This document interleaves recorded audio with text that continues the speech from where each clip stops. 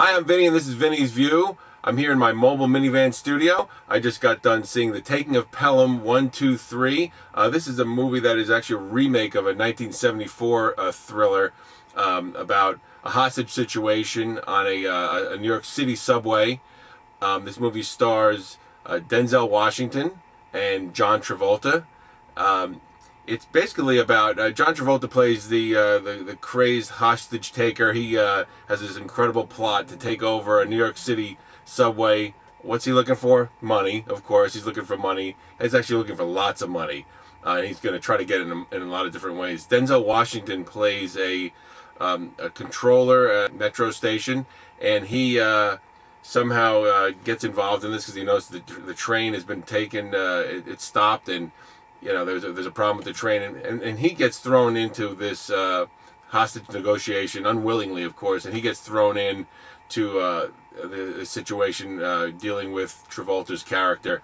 You know, he's just a regular guy. He's actually a flawed character. We find out as the movie goes along that he's being under investigation by the subway transit, and they you know, so he's actually a flawed character, and that comes into play a little bit as we go through the movie.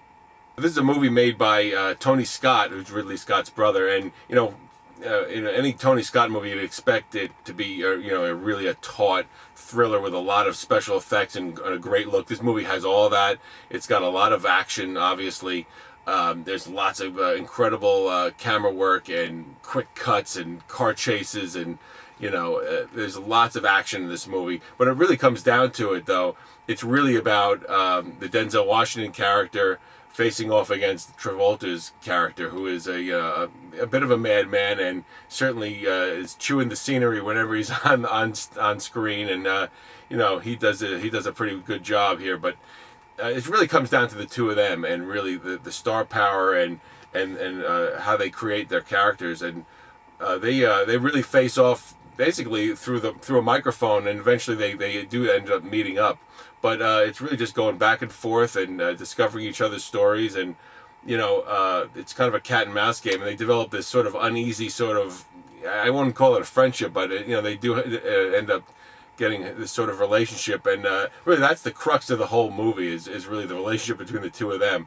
You know, all the other stuff around it, the negotiations, the chases, the you know, hostages, that's all sort of in the background. It really breaks it down. It's about the two of them, really. You know, like I said, this is a Tony Scott movie. You know, he's known for doing movies like Top Gun. He's also done True Romance, which is one of my favorite movies of all time. If you haven't seen that one yet, you really got to check it out. So you're expecting a lot of action from his movies, and he really delivers it here. You know, he really sets the scene very well with, you know, New York City and the pressure of New York City, and you know, gets into the subway system. Obviously, I mean, that's where it all happens. He really does a great job.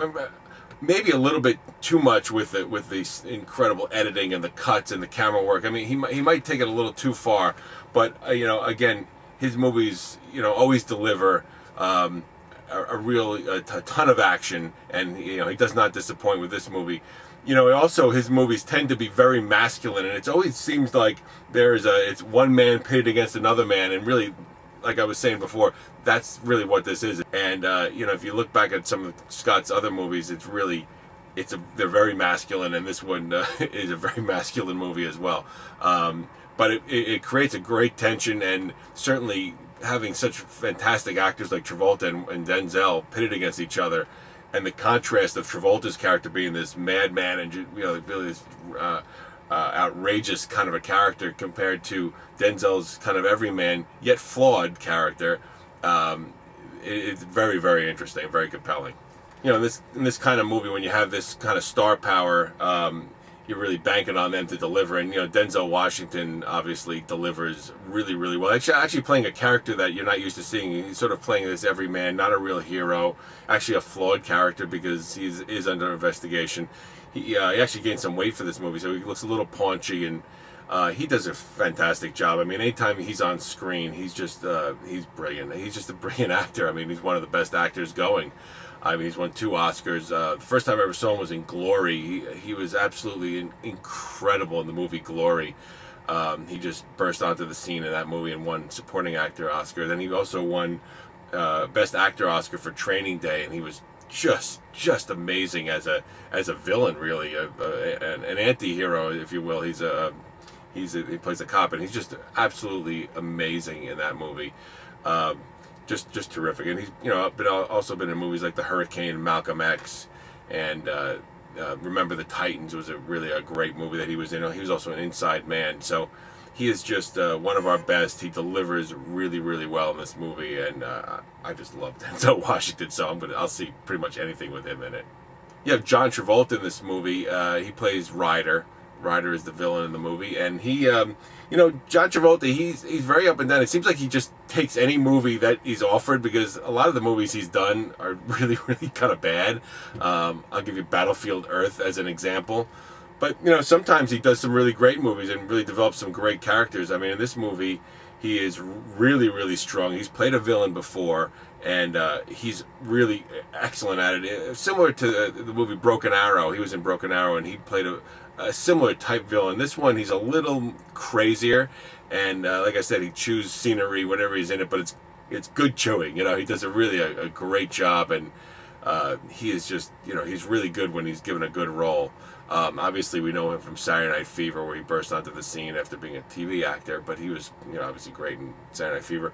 Went away for a little while and came back strong as all heck in Pulp Fiction, one of my favorite all-time movies. And he's just a terrific actor. Like I said, hit and miss. This one he hits. He's terrific as this crazed hostage taker. He develops a great character here, and it's always good to see him in a good role in a good movie. I want to talk about this guy named Luis Guzman. He's a great character actor, a Hispanic actor, and he's in a lot of movies, and he's in this movie. He has a really good role. He's one of the hostage guys. He's one of the bad guys. Luis Guzman has been in movies like Boogie Nights and Magnolia. He's always a background player in every movie he's in, but he's always really, really good, and he just kind of brings up the level of the movie. And there are guys like him in every movie, and work these kind of working character actors. And I want to take my hat off to Luis Guzman, and he's really good in this movie. This movie also has John Turturro in it, and he plays actually a real hostage negotiator in the movie, a NYPD negotiator. He does a nice job, and he's always good in the movies he's in. He does a good job here. And James Gandolfini is in this, and we all know James Gandolfini as Tony Soprano. Kind of hard for him to break out of that role, because he established such an incredible character as Tony Soprano. He plays the mayor, kind of like this lame duck on his way out mayor, who he actually a surprising role for him, because he is kind of this wimpy guy, just trying to keep his image up. He's also flawed as well in the movie, but he also does a great job of breaking out of his Tony Soprano role, and he's very effective in this movie. All right, so what do I think about this movie? It's summertime. You want a wild movie. You want a lot of fun. You want action. This movie delivers. There's tons of action in this movie. Tony Scott always delivers a lot of action in the movie. It's really a lot of fun. It's tense. It's intense. It's a crazy movie. It really pulls you in and sucks you in. But all that aside, really the best part of it is Travolta and Denzel Washington teaming up. They both deliver great performances in the roles that they're given. That's what draws you in this movie. That's the best part of the movie. All the other stuff, kind of happens around them. These guys together really makes this movie strong. So I'm gonna say, get on the train.